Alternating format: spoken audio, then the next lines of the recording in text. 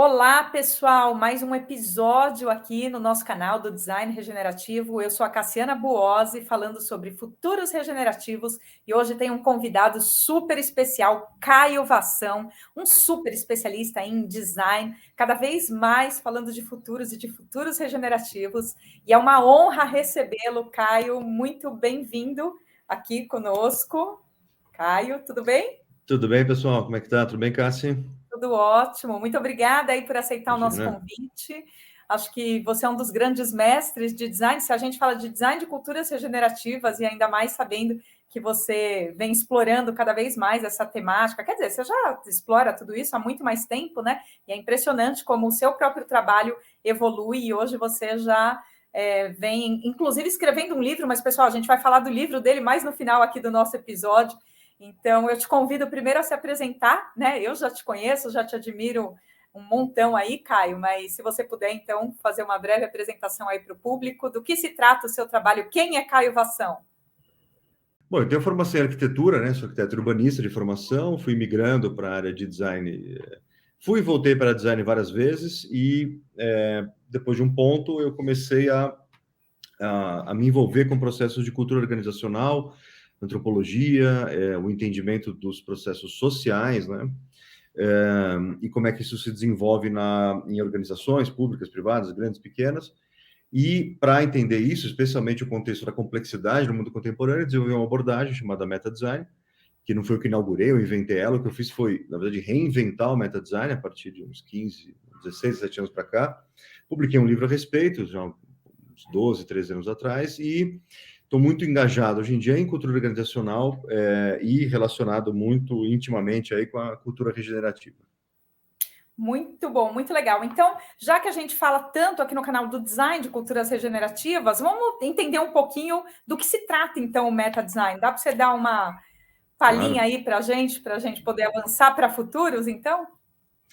Maravilha. Olha, o meta design é uma abordagem de projeto que permite que a gente lide com complexidade, né? E para isso, ele ajuda a gente a criar complexidade e manejar a complexidade, interpretar melhor, atuar bem na complexidade, criar sistemas complexos, dialogar bem com sistemas complexos. E, de um modo muito pragmático, isso tem a ver com você criar condições para que coisas aconteçam. Em vez de você criar o produto final que você está interessado, você criar as condições para esse produto emergir ou se auto-organizar e se desenvolver, né? É um pouco isso. Maravilhoso, porque isso por si só já remete, acho que bastante à ideia de tudo que a gente tem aí para criar de futuros regenerativos, aprendendo a lidar melhor com essa complexidade de mundo toda, né? E onde que junta, então, essa parte de futuros no seu trabalho, na sua visão de olhar para o mundo, enfim, como que a gente conecta tudo isso com a construção de futuros? Legal. Eu acho que a relação disso com o design, né? Você pode entender o design a partir de vários campos de atuação diferentes, né? Então, quando você pensa um design que ele tá muito relacionado a atender uma demanda de curto prazo numa empresa, numa organização, numa indústria, então enfim, você está lidando muito com uma lógica de problema e solução, e o seu horizonte é relativamente restrito. Você está dentro de um contexto social e cultural e você dificilmente você questiona esse contexto. E aí é muito difícil você, de fato, mudar processos, especialmente é muito difícil você se alinhar com necessidades de regeneração, né? Ou de processos regenerativos. Porque se você está lidando com um processo industrial, por exemplo, que é altamente nocivo para o meio ambiente ou nocivo para o tecido social, e você não pode mexer naquela linha de produção, você não pode mexer na relação da linha de produção com a sociedade, com o ecossistema, aí fica muito difícil, né? Por mais que você tente reduzir o impacto e trabalhar com sustentabilidade, você está restrito àquilo. Existe outro ponto, Cássio, que eu acho que é o ponto mais delicado nessa história, é a que se presta o design, né? E aí existe esse mantra no design que eu acho que eu brinco, que é o problema virou o problema, né? Então, quer dizer, todo designer fala que o negócio dele é resolver problema. E eu falo que essa fixação com a ideia de problema se tornou um problema. Então, o problema virou problema, que é o por quê? Porque, em geral, o problema não é real, o problema faz parte da ficção que a gente vive no cotidiano. Você passa a habitar o mundo de uma certa maneira e você acha que aquilo é tudo muito fixo, né? E aí, se você fala com qualquer filósofo um pouquinho melhorzinho, ele vai falar, não, as coisas não são tão fixas assim, as coisas, ou como qualquer budista vai dizer a mesma coisa, as coisas são bem mais flexíveis e transitórias e precárias do que parece. E a gente gosta de se agarrar numa certa descrição no mundo e dizer isso aqui não muda nunca, isso aqui é um fato definitivo. E muito desse pensamento da resolução de problema é dentro desse contexto limitado de que as coisas são assim como são e não mudam nunca, né? A gente podia chamar isso de um ponto de vista conservador, por exemplo, né? Mas não é, as coisas estão constantemente em mutação e, na verdade, o esforço é o contrário, o esforço é de manter as coisas paradas. Né? Então, a galera gosta, e não estou defendendo esse esforço, pelo contrário, é um problema, né? Ou seja, o problema virou problema. Então, quando um designer se coloca nesse par, né? Eu chamo do par problema-solução. Inclusive, eu falo disso há anos, tá? No Meta Design, aquele livro que eu publiquei.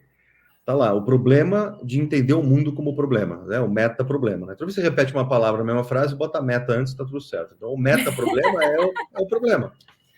Que é essa fixação de pensar problemas, né? Quer dizer, qual que é o problema que eu estou resolvendo? Tem horas que o problema se existe, é uma coisa tão deslocada de onde você está, que você, na verdade, você está preso numa ficção. E uma ficção no pior sentido da palavra, né? Você tá delirando, você não está falando nada de muito concreto. E eu proponho um outro par, né? Em vez de problema, solução, pensar na perspectiva de intenção e emergência, né? Processo emergente. Você tem uma intenção, você faz uma intervenção, uma série de atividades ou ações, enfim, intervenções nesse ecossistema, e você observa modestamente, né? Com uma atitude de modéstia mesmo, né? Até de reverência pela complexidade desse ecossistema, você vê o que emerge. Né? E a partir do que emerge, você repensa a sua intenção. Será que aquilo que eu estava pensando é bom, era ruim? Será que estava alinhado com o que a gente quer, precisa, deseja? E por aí vai. E aí você revê a sua intenção, e aí você refaz uma nova intervenção, vê o que emerge. Você entra num ciclo de diálogo com esse ecossistema, né? Tem uma tendência a encarar as coisas como problema e solução, porque esse é o convite que as ciências duras fazem para a gente, né? A matemática, a engenharia. É só lembrar, né, daqueles problemas de física, então os problemas de álgebra do colegial, tá lá, problema, solução, tinha que escrever embaixo a solução. Isso em filosofia tem nome, chama-se tautologia. Tautologia é uma lógica circular, que está presa nela mesma. Ela só repete o que ela está fazendo. Então, quando você pensa na lógica problema e solução, por princípio, você está dizendo que você não vai sair do lugar. Você está só repetindo o que está pronto, por princípio. Então, é muito louco. A galera fala, porque quem pensa em futuros vai resolver novos problemas. Olha, legal, então começa definindo que problemas são esses e talvez eu convido essas pessoas a deixar a palavra problema um pouquinho de lado e começar a usar outra palavra, falar de oportunidades. Aí tem uma galera isso que é incrível. E assim, é uma coisa muito comum, a galera também chia um pouquinho nisso, nessa hora, porque fala assim, isso é eufemismo, que tem problema mesmo, a pessoa está incomodada, a pessoa está com dor, e aí e de fato tem um eufemismo por aí, tá no mercado um pouco isso, você está sentindo dor? Encara isso como oportunidade, está sofrendo? Não é disso que eu estou falando, não é disso. Eu estou falando que quando a gente orienta a nossa atenção a problemas, a gente vai resolver problema, e tem hora que tem que resolver problema mesmo. Você está sofrendo, está passando fome? Você está passando fome? Isso é um problema. Se tem um filho seu doente, você levar no hospital, não tem como atender, isso é um problema. Né? Então, aí estamos falando de problemas. Mas quando a gente está falando a respeito de estratégia, especialmente estratégia de longo prazo, se você olha na perspectiva de problema e solução, você está preso na repetição do passado. Como você falou, seu exemplo da Herman Miller, né? Quando pensa em um novo produto, uma nova linha de produtos, ou então pensa em qualquer inovação, na verdade, né? A inovação de fato, né? Que a inovação tem um caráter disruptivo, né? A pessoa fala que tem inovação disruptiva e incremental. Eu digo que, por princípio, a inovação é disruptiva. Se ela é incremental, você pode até chamar de inovação, mas não é exatamente inovação. Outro dia eu fui explicar isso, eu falei, gente, a inovação que todo mundo está falando por aí, que é incremental, é melhoria contínua. É outro nome para isso, por exemplo, né? Não, eu brinquei. Aí eu pensava, não, Cassiana, é inovação. Eu falei, tá difícil. Porque se qualquer coisa hoje é inovação, tá difícil explicar o que eu faço nessa vida. Então, mas o grande perigo é que essa banalização das coisas, né? Tipo, de repente uma palavra vira corrente, todo mundo usa, eu acho que tudo bem, paciência, né? Aí tem que construir uma situação interessante ali para aquilo fazer sentido de fato, né? Não ficar preso só nas palavrinhas bombásticas, assim. Mas se você transita, porque você começa a pensar estratégia mesmo, principalmente estratégia de longo prazo, se você não sai dessa esfera do problema e solução, você não é capaz de pensar em longo prazo, na verdade. Porque isso tem a ver com o que a gente chama de real. O real é o que a gente vive no cotidiano. E para você escapar desse real, você precisa começar a pensar com outra perspectiva, outro sentido da filosofia, o O maiúsculo, né? Que é o outro. O que é esse outro? O outro é o que você não conhece. Para você se dispor a esse outro que você não conhece, São outras práticas cotidianas, outro jeito de ponderar, outro jeito de construir, é sempre no coletivo, é sempre junto com os outros. E aí você é capaz, de fato, de começar a pensar fora dessa caixa, digamos assim, né? Para usar um termo conhecido. O que eu acho que tem a ver com regeneração é que, ao meu ver, sustentabilidade tem a ver com para problema solução. Sustentabilidade. Então, você tem uma linha produtiva, sei lá, você está numa fábrica, tem uma linha de produção lá qualquer, tem uma série de processos que são nocivos, são ruins para as pessoas que trabalham na linha de produção, são ruins para o ecossistema, são poluentes, X, qualquer coisa. Aí você fala, cara, como é que eu faço para consertar essa linha de produção do jeito que ela é, para elas reduzir o impacto dela? Né? Para poluir menos, para ser menos nocivo para os trabalhadores, ou então para, sei lá, até mesmo gerar mais lucro para o empreendedor, X, qualquer coisa. Por princípio, você está falando, nisso eu não mexo. Na linha de produção eu não mexo. Ou seja, na meta, no formato de pensar, no tipo de produto, no tipo de relacionamento que esse cara da fábrica tem com o mercado e tem com os consumidores, com isso eu não mudo. Não mexendo nisso, como é que eu posso melhorar um pouco? Bom, você está cavando a sua cova, né? Você está abrindo um buraco no chão, colocando seu pé, jogando concreto em cima do seu pé, e fala, agora eu vou correr. Você não vai correr. Você vai ficar parado onde você está. E esse é um dos grandes problemas que a gente brinca, né? Tinha aquela chargezinha de meme que era assim: queremos emagrecer, quando? Agora! O que vamos fazer para emagrecer? Aí a pessoa, nada! A pessoa não vai emagrecer. É a mesma coisa, eu brinco que nas empresas que querem inovar, elas falam, queremos inovar, quando? Agora, vamos inovar? Não! Na prática, não. Então, ou então, os sistemas de inovação semi-aberta ou aberta, que eu chamo de caixa de sugestões acoplado no picador de papel, né? Então você fala, queremos ver, queremos, bota aqui, pica tudo, joga no lixo, então não vai acontecer nada. Quando você vai para o pensamento, de fato, eu chamo de ou emergencial, e não é da emergência do hospital, né? Que tem a ver com emergência, né? Ou emergente.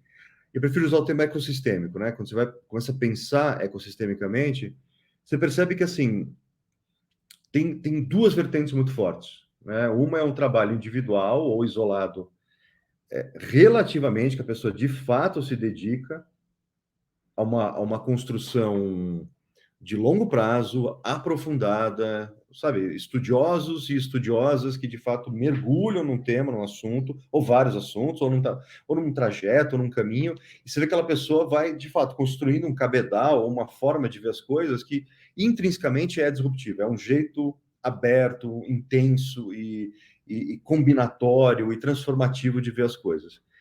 E o outro caminho, que os dois são complementares, eles não são excludentes, né? O outro caminho é pensar com os outros, que é o quê? Por princípio, você está com uma ideia, joga para alguém e vê que a pessoa reage. Facilita processos, constrói uma coletividade à sua volta, da qual você faça parte, e você pensando junto, você é capaz de imaginar outras coisas, né? E aí o que acontece? Aí que entra o meta-design, porque ou em várias outras entradas que o meta-design pode ter, mas essa é uma delas, que é você desenhar esse contexto de interação coletiva. Então, essa como grande ação criativa, mais do que o resultado que vai sair daí, você entender que para construir o contexto onde as coisas acontecem, isso também é um ato criativo. Não é só na hora que você faz o desenho, não é só na hora que você apresenta a dita solução ou a proposta, o que quer que seja, mas toda a criação do contexto é um ato criativo. Essas são as grandes mensagens do meta design, né? Você cria o berço onde nasce o bebê, ou você monta a maternidade onde o bebê vai ser parido, ou enfim, você constrói o contexto, né?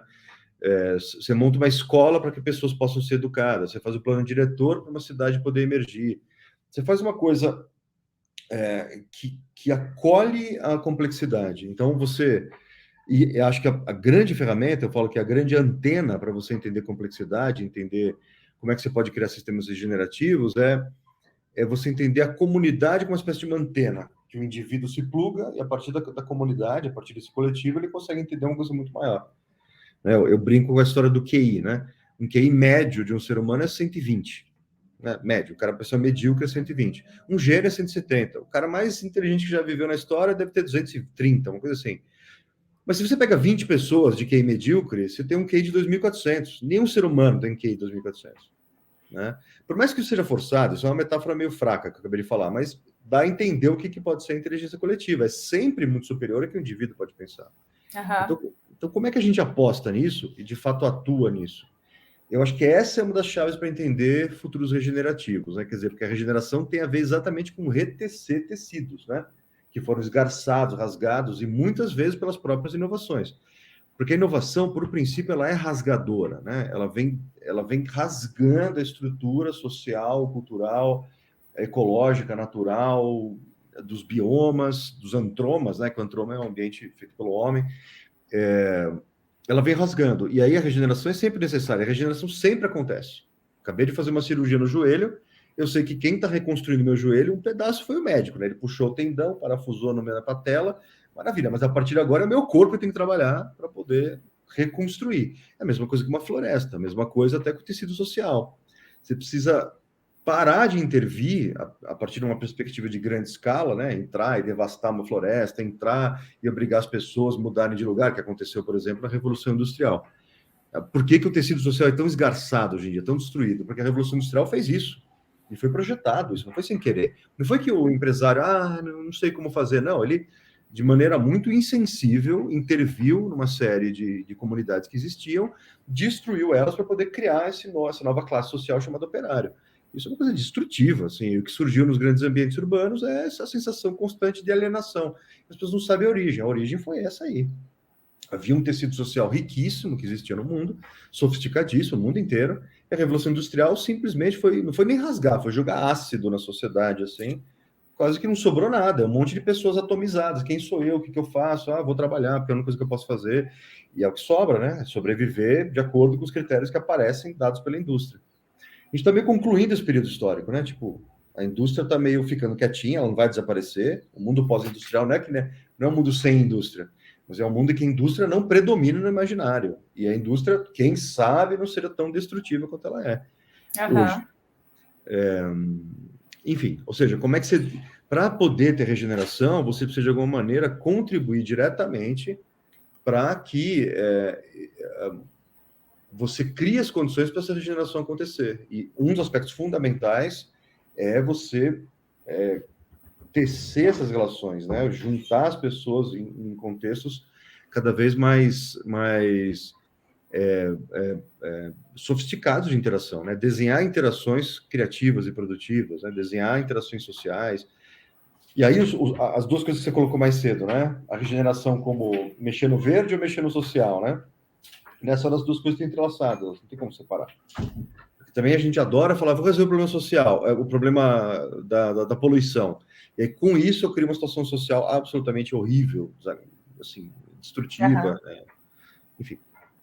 Isso. Tanto que a minha preocupação de forma alguma é dizer que regeneração não é meio ambiente, não é nada disso, mas não é só isso, é exatamente essa a nossa preocupação de demonstrar que design de culturas regenerativas, a gente não está discutindo aqui a evolução da sustentabilidade, é isso, assim, com a ideia de sustentabilidade, ou ESG, que ainda assim é um escopo menor do que a regeneração como um todo, que é mais ecossistêmica ainda do que as próprias discussões de ESG, né? Então, é mais nesse sentido, ela é mais integradora ainda, é só mostrar desse lugar também, né?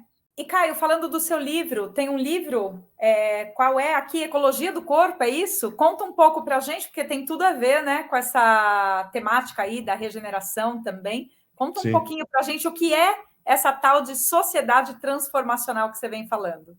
Legal. Eu tenho já alguns anos, né? Comecei a escrever um livro um pouco mais modestamente, ele foi crescendo. Teve a hora que eu falei, não, eu tenho que dedicar um tempo a isso mesmo, para concluir esse pensamento, né? Que ele tem esse livro é um livro que tem alguns aspectos mais filosóficos, né? Ele tá criticando uma tradição filosófica que a gente herda, e essa tradição ela acaba direcionando muita coisa da sociedade contemporânea, muita coisa, a gente acaba nem percebendo de tão de fundo que isso é, tão profundo, que sustenta tantas camadas que a gente não raramente para pensar nisso. Obviamente, eu não estou inaugurando esse trabalho, tem todo um trabalho filosófico aí de pelo menos um século e meio, né? De uma linha filosófica. A partir de Nietzsche, né, para cá, a gente tem todo um outro entendimento do que pode ser o mundo, o que pode ser a sociedade, a cultura. E aí, por outro lado, tem um aspecto bem pragmático, que é como é que você organiza sistemas complexos, como é que você organiza a inteligência coletiva, como é que você organiza a sua participação na sociedade, como é que você organiza situações de pertença, ou institui, ou fomenta, alimenta relações de pertença nas mais diversas escalas. E aí que está o corpo, né? Porque o corpo não é só isso aqui, né? O corpo são suas relações de pertença, isso é o corpo, né? Então, você pertence a instituições, você pertence à família, você pertence à sociedade, à comunidade, a empresas, ou então a um certo conjunto de ideais que você também participa e acaba contribuindo para esse conjunto de ideais, né? E um pouco o núcleo ali desse livro é justamente uma crítica a esse modo de pensar tradicional e como é que a gente pode pensar de outra maneira. E aí o que eu proponho é que possivelmente a gente esteja entrando agora numa época em que a gente vai viver num tipo de sociedade diferente, né? Muita gente fala que a gente viveu durante muito tempo numa sociedade industrial. Tem gente dizendo que a gente está entrando numa sociedade pós-industrial. E aí, me parece que o aspecto fundamental é entender como as transformações acontecem na sociedade. Como é que, quando você está numa sociedade em que a transformação é mais constante do que a imobilidade, a mobilidade é mais comum do que a imobilidade, você está falando de uma sociedade que se transforma o tempo inteiro, e as pessoas vão achar normal uma sociedade que se transforma. Eu chamo a sociedade de sociedade transformal, não é nem transformacional, é mais simples, é transformal. Que tem a ver transformal, porque tem a ver muito com a palavra formal, né? A palavra formal que a gente conhece por aí, você sabe, uma pessoa formal quem é, né? A pessoa formal é uma pessoa toda, enfim, digamos, toda entabulada ali, toda com uma certa rigidez de pensamento, um cara muito formal, né? E a formalidade tem o seu papel, a gente precisa de formalidade em alguns momentos. Mas o que seria a transformalidade? A transformalidade é o que está entre as formas, né? É até uma metáfora que eu já usei por aí para explicar isso, é um pouco assim. Imagina uma criança que não tem uma mentalidade transformal, por exemplo. É uma criança, está brincando de Lego, e ela tem ali um robozinho montado. Aí ela fala, eu cansei do robô, eu queria brincar com outro brinquedo. Mas ela não aceita a possibilidade de desmontar o robô, ver as pecinhas todas soltas e montar a casinha, ou montar o carrinho, ou montar qualquer outra coisa que ela queira montar. Ela não aceita essa situação de desmanche para recomposição, ela não aceita isso. Esse é um pensamento que tende a ser um pensamento muito formal. Pensamento transformal seria essa criança olhando, bom, cansei do robô, quero montar uma casinha. E ela desmonta o robô e monta a casinha. Porque ela sabe que ela pode, depois, se ela cansar da casinha, desmontar e voltar a montar o robô, se ela quiser. Então, essa metáfora bem simples, bem direta, assim, ela explica um pouquinho o que seria uma mentalidade transformal, né? Você sabe que existem coisas fixas, formais, né, rígidas, só que você pode transitar entre coisas diferentes. E você aceita a possibilidade dessa transição. Porque esse é o grande desafio, né, Cássio? A gente está vivendo uma época em que fala-se muito de transição, transformação. As pessoas dizem que querem muito, mas na hora que a coisa de fato vai acontecer, elas recuam. Especialmente as instituições e organizações. Elas falam, gostaria de mudar, mas você vai? Não, não vou. E aí, enfim. E eu fico pensando muito nessa questão de como nós não fomos, na verdade, preparados, educados para lidar com essa avalanche de transformações, né? Bom, felizmente eu, pelo menos aqui do meu lado, que já sou uma pessoa que gosto de transitar por natureza, gosto de transformar por natureza, acaba sendo um pouco mais fácil, mas ainda assim eu vejo que realmente não fomos, né, devidamente preparados para isso. Muito legal. E para a gente fechando aqui o nosso papo, Caio, eu queria que você nos dissesse, na verdade, o que você entende por futuros regenerativos, então. Assim, de uma forma geral, quando a gente fala disso, o que te vem em mente, como de alguma forma o seu próprio trabalho vem nos ajudando a construir futuros mais regenerativos? Legal. Tem muitas perspectivas diferentes, né? Mas tem algo em comum a todas elas, que é a própria dar chance para a natureza e dar chance para os tecidos vivos se regenerarem, né? Eu comentei, né, que eu passei por uma cirurgia no joelho há pouco tempo, e quem regenera o joelho não é o médico, né? O médico ajuda, ele contribui ele cria as condições para que possa haver a regeneração. Aí o meu corpo se regenera, né? Essa atitude que permita que um futuro regenerativo aconteça também é uma atitude que sabe oscilar entre momentos de extrema atividade e momentos de passividade. E passividade não é ficar imóvel. Passividade é você estar sensível aos movimentos que o ecossistema te pede, ou que você, ao dançar com esse ecossistema, você consegue dançar junto com ele, né? Então, isso tem a ver com passividade, né? Passividade não é ficar parado, né? Isso aí é imobilidade, é outra coisa. Passividade é você receber um impulso e você está sensível a ele e você mudar a sua atitude em função desse impulso. Então, me parece que um aspecto importante para esse futuro regenerativo também é como é que a gente se coloca nessa posição. E se colocar nessa posição pode ser fruto de uma ação intencional. Tipo, eu vou me colocar dessa maneira, né? E, ainda conectando com a ideia de inteligência coletiva, esse se colocar nessa posição tem a ver com quem você se conecta, em que situações que você se coloca para se disponibilizar para essa situação coletiva, né? E aí que está o pulo do gato, né? Muitas vezes as pessoas conhecem racionalmente conceitos de processos regenerativos, aceitam a ideia, mas não aceitam para si. E não aceitam estar, de fato, envolvidas com isso numa situação concreta. E aí a coisa tende a não acontecer. E é o que a gente vê muito em pessoas dizendo que querem trabalhar com regeneração e se veem trabalhando com ou sustentabilidade ou nem isso, né? Trabalhando com feijão com arroz. Né? Até porque, não sei, ao meu ver, eu posso estar super enganada, mas do que eu vivo, do que eu sinto aqui, também respirando muito de tudo isso aqui que a gente está falando, pelo menos em partes, demanda bastante renúncia, né? Renúncia que eu digo do próprio modelo de pensamento. A gente precisa estar disposto aí a deixar uma bagagem para trás que não nos serve mais, para poder, de fato, criar essas novas oportunidades que a gente estava dizendo, em vez da gente ficar ali tão concentrado no tal do samsara, né, dos ciclos viciosos do problema, solução, como você já tinha trazido, para a gente criar essas novas oportunidades, às vezes a gente precisa renunciar em prol do próprio coletivo. E é isso que eu fico pensando também, né, Caio? Você acha que a galera fala muito de colaboração, fala muito de coletivo, cada vez mais a gente vê um pessoal aí bem animado com a regeneração, ok, obrigada, precisamos de todos cada vez mais ativos com isso, mas esse lugar, né, de você sair mesmo do individual, que a gente vem muito de uma sociedade, principalmente como classe média, que foi educada até por uma questão enfim, todo um contexto aí sociocultural para cuidar primeiro de si, para depois, se sobrar um pouquinho, quando sobra, eu acabo também levando para os outros, eu vejo que tem um pouquinho disso. Mas, enfim, algum recado final aí que você queira trazer para a gente? Que já queria te agradecer aqui pelo papo, pelas explicações, maravilhoso aí de receber no nosso canal, entender um pouquinho mais como você pensa. Algum recado final que você queria deixar antes da gente fechar? Não, acho que é isso, né? É justamente como você falou, né? Está disponível para construir a complexidade. Muitas vezes, para construir complexidade, a gente precisa de tempo, precisa de paciência, tranquilidade, para poder participar disso, né? E muitas vezes a gente está muito afoito, muito ansioso, a gente não consegue. A gente acaba se colocando no lugar de tentativa de controle extremo, e as coisas escapam pela mão, né? E vão. Mas é importante a gente estar disponível para isso, né? Porque também esse é outro lado bom. Sempre tem outra chance, sempre dá para fazer de novo, mas também, até para aceitar a possibilidade de uma outra situação, a gente tem que estar disponível também para aceitar a incompletude das coisas, né? Exato, é isso que é estar no flow e, de certa forma, também eu vejo muito isso, né? Falar é fácil, agora se entregar para o fluxo e confiar.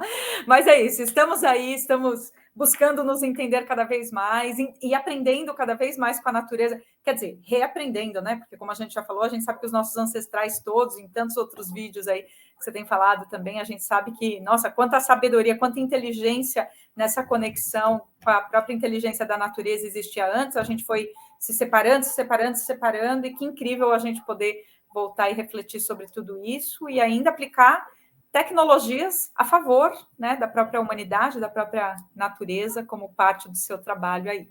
É isso, meu querido, super obrigada aí mais uma vez por ter participado desse papo com a gente, nos inspirado mais um pouquinho, e aí a gente volta em breve aqui num novo episódio falando um pouquinho mais de futuros regenerativos. Valeu, galera!